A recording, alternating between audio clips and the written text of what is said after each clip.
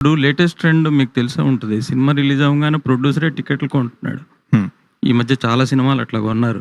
మీరు గూడా అట్లా ఏమైనా అదొక క్యాంపెయిన్ లాగా లేతే ఇంకోలాగా చేస్తున్నారు. ఎందుకు సార్ ఎవరిని మోసం చేసుకోవడానికి? అంటే మీరు ఈ మధ్య నేను ఉపయోగం థియేటర్ లేదు వాళ్ళతో కదా. కూడా మాట్లాడాను.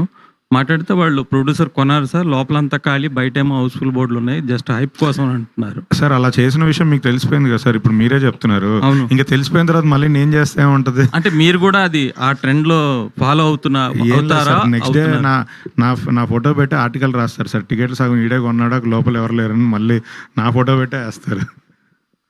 ఓకే. అది లేదు లేటెస్ట్ సార్, ట్రెండ్ స్టార్ట్ అయింది. మీకు తెలిసే ఉంటుంది అది కూడా. తెలుసు సార్. బట్ మనం అలాంటివి చేయకుండా జెన్యున్గానే సార్ ఖచ్చితంగా సినిమా థర్స్డే రోజు ప్రీమియర్స్ తర్వాత సినిమాకి వెరీ గుడ్ టాక్ వస్తుంది. ఫ్రైడే రోజు ఈవినింగ్ షోస్ నుంచి మనం సినిమా రిలీజ్ చేస్తున్నాం. Friday evening first show, second show కూడా వెరీ గుడ్ ఉంటుంది.